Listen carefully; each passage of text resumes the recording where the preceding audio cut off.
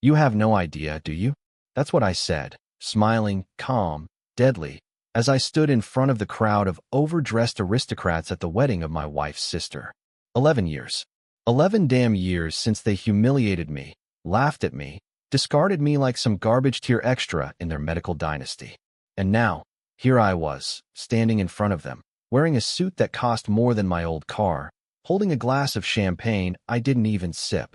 Not because I didn't want to, but because I wanted to watch them.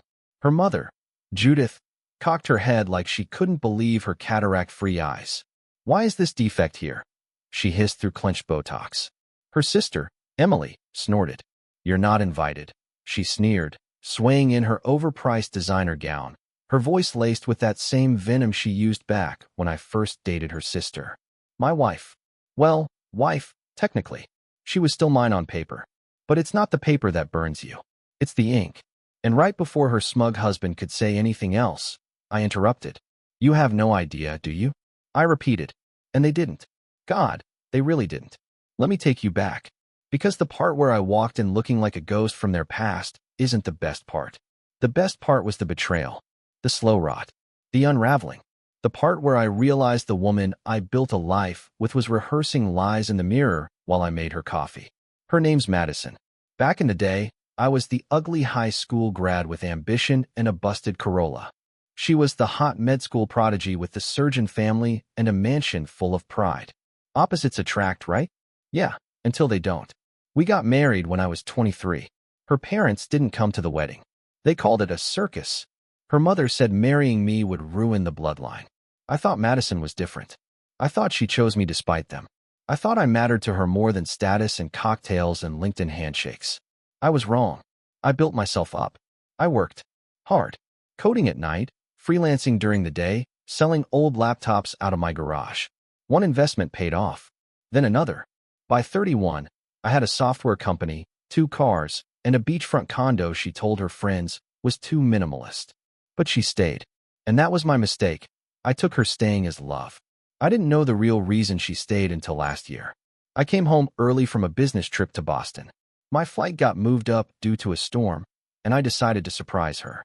You know, flowers, takeout, maybe a massage. The whole good guy act I still believed in. I pulled into the driveway. There was a black car I didn't recognize. A sleek one. One of those that screams, overcompensating for something. At first, I thought it was an Uber. Or maybe one of her colleagues. Madison always hosted little wine evenings with her network. I was the background noise. The guy who opened the wine. But when I walked in, keys jingling like a damn clown, I heard the laugh. His laugh. I still hear it sometimes. That casual, throaty chuckle. Confident. Arrogant. Intimate. Then her voice. Not the voice she used with me. The one with notes of sympathy and boredom. This one was playful. Breathless. Alive. She called him babe. And then I heard the footsteps. And a thud. I dropped the takeout bag. Sushi spilled across the floor like entrails. My heart. Same story.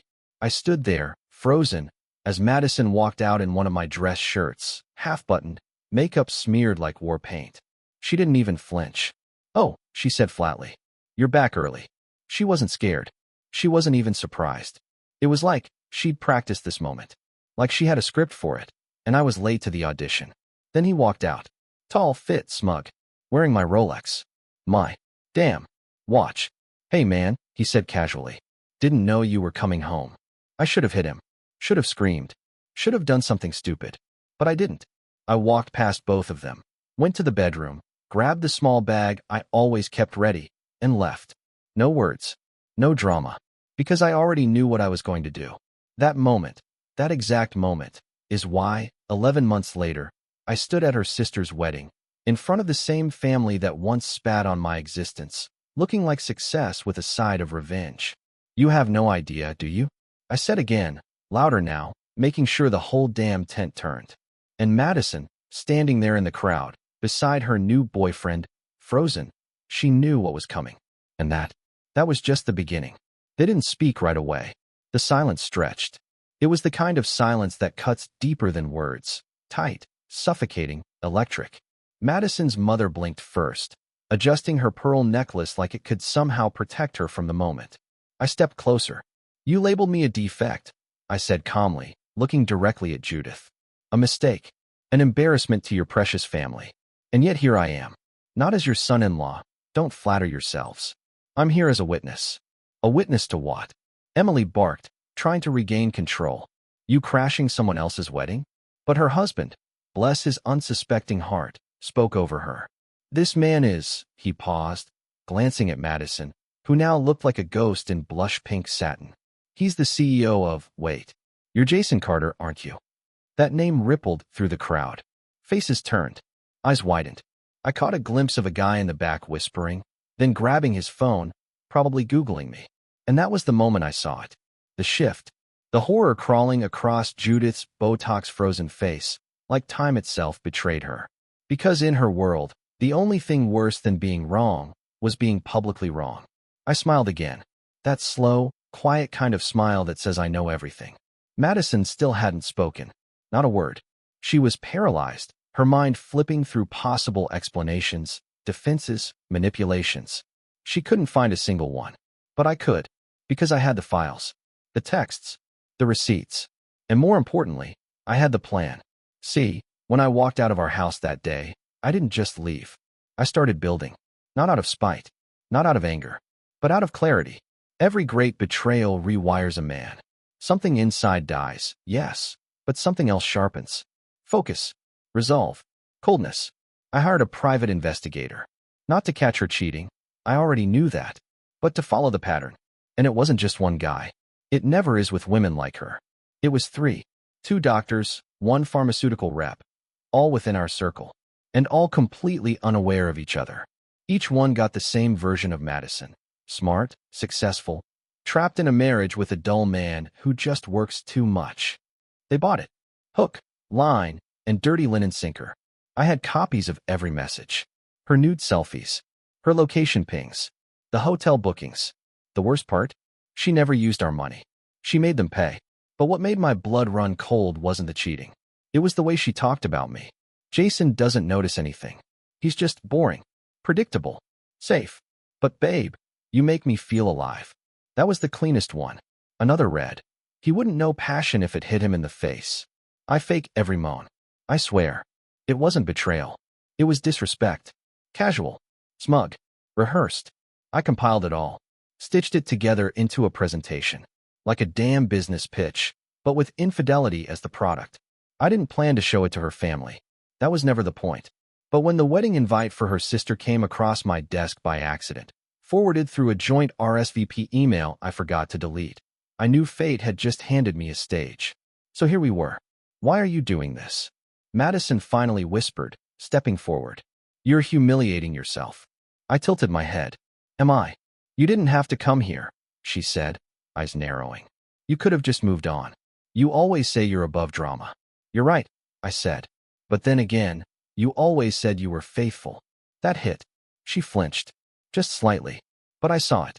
And so did everyone else. Emily tried to cut in again. This is our wedding, you lunatic. No, it's yours, I interrupted. But it's my closure. Then I pulled out the small flash drive from my inner pocket. Madison's eyes locked onto it like it was a gun. You wouldn't, she muttered.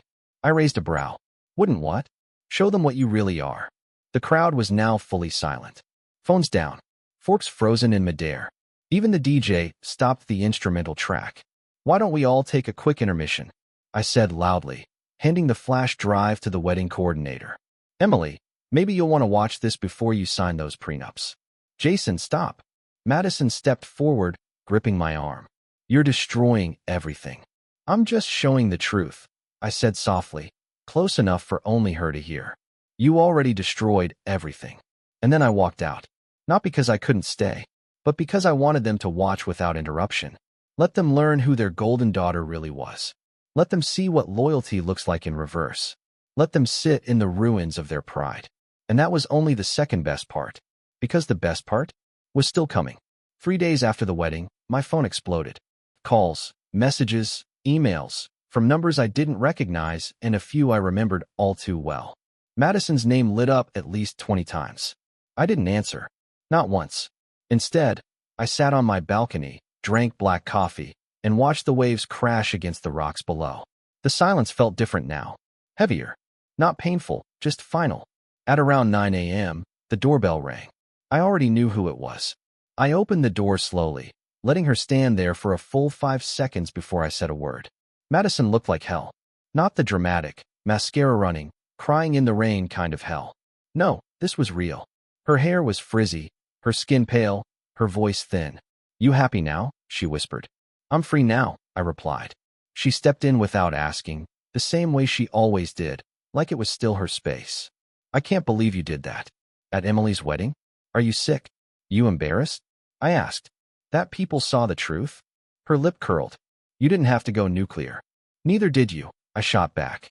"But you still did. Just slower. Quieter. Colder." She dropped her bag to the floor and rubbed her forehead. "Jason, it wasn't like I was planning it. Things just happened." I laughed once. A low, bitter sound. "Madison, you had rotations." She flinched. "You had calendar blocks. Thursdays with Logan, Saturdays with Marcus, weekday lunches with Ethan. I've seen your calendar. The one labeled workshop hours. Real subtle. That's not fair." "Fair." I took a step closer. "You want to talk about fair? How about the time you told your friends I was your tax deduction with a pulse? How about the messages to your mother where you said you were counting down the months till I was replaceable?" She didn't respond. "Because there was no defense. I stayed with you because I loved you," I said quietly. "Even when your family hated me. Even when your success made me feel invisible. I never looked away from you. Not once. And you? You looked for an exit as soon as I stopped being a project." Madison stared at me like I'd hit her with a sledgehammer. "You think I'm just some monster, don't you?" she said, arms crossed, voice shaking. I tilted my head. "I think you're selfish. I think you're arrogant. I think you want to be worshipped, not loved." Silence again. Then she walked to the window and looked out, pretending to admire the ocean view. "So what now?" she asked finally. "Now?"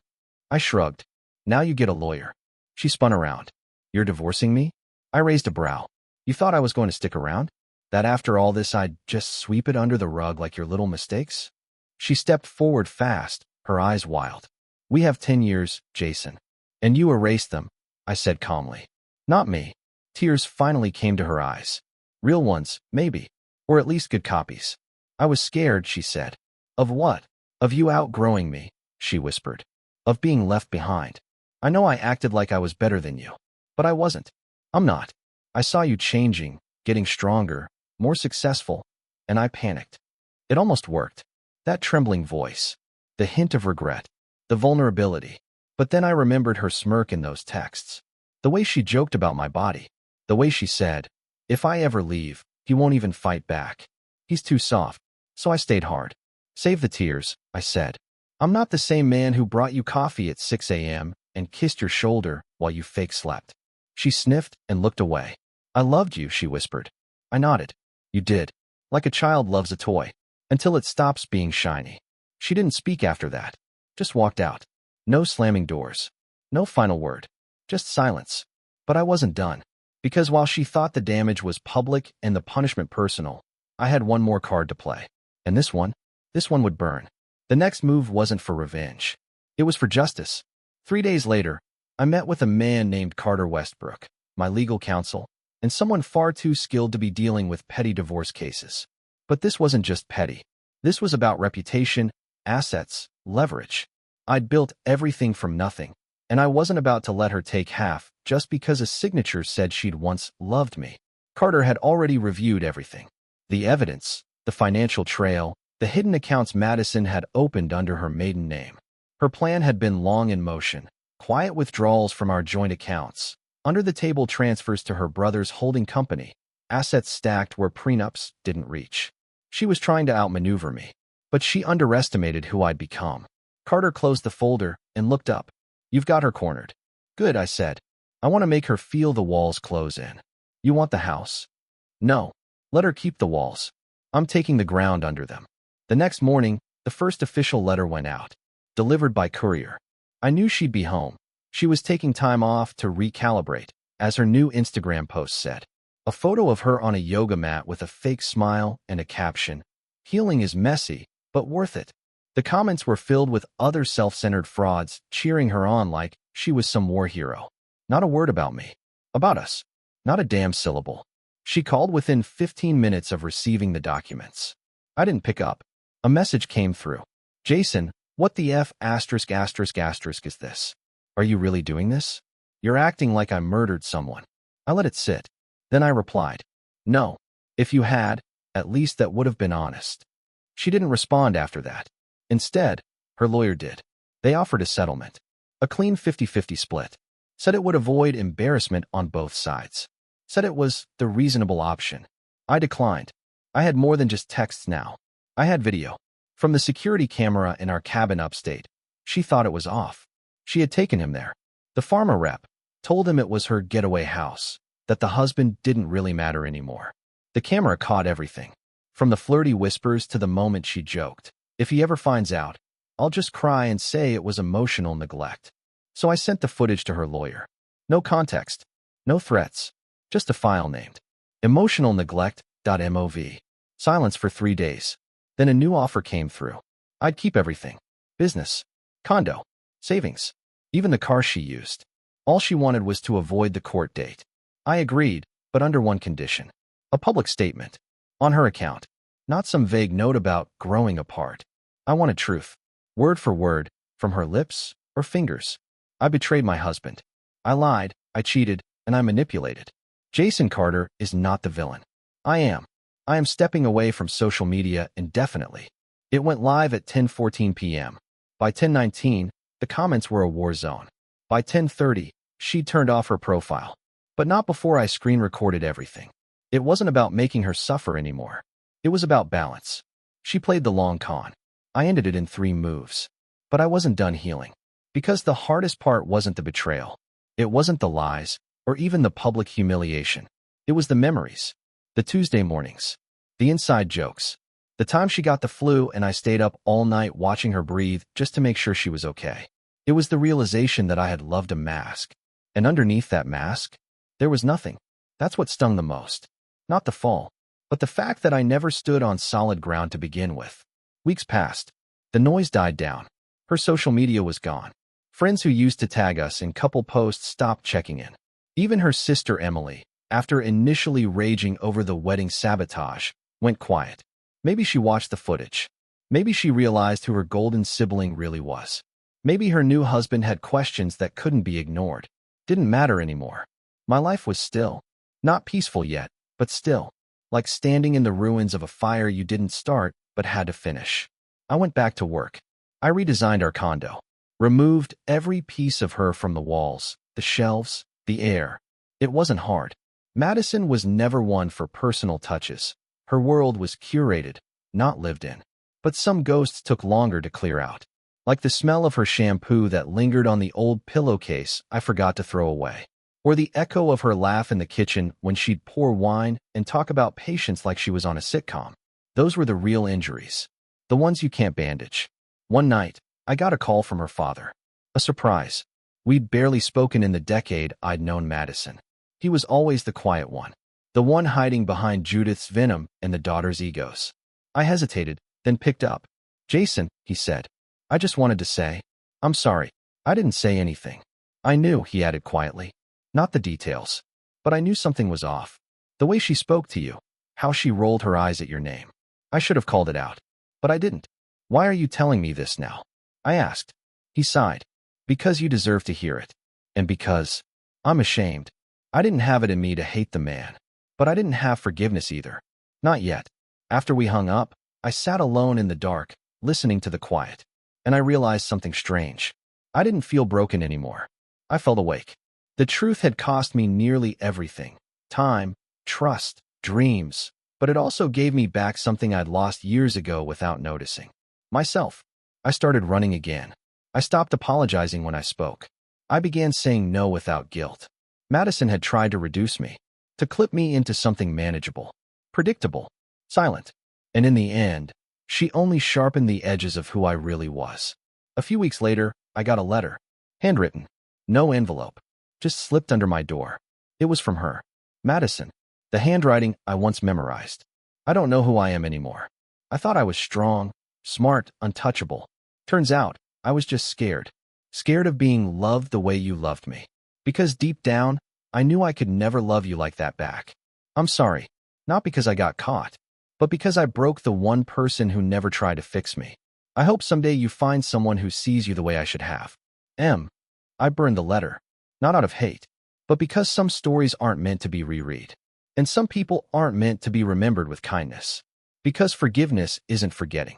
It's choosing to move forward without dragging the carcass of betrayal behind you. And that's exactly what I did. A month later, I flew out to Denver. No reason in particular. I just wanted air that didn't carry her shadow. Somewhere cold, clean, and honest. I booked a quiet cabin outside the city, far from the noise, the memory-soaked streets of LA, and even further from the echo of Madison's voice in my head. I didn't plan to talk to anyone. But life, in its strange cruelty and kindness, doesn't care about our plans. I met her at a bookstore. Yeah, a bookstore. I was sipping coffee, flipping through a hardcover I had no intention of buying, when she walked by, brunette, glasses, coat 2 sizes too big. She paused in front of the true crime shelf, muttered, "Of course they always blame the wife," and smirked like the world had disappointed her again. I laughed. She looked over. "Wasn't talking to you."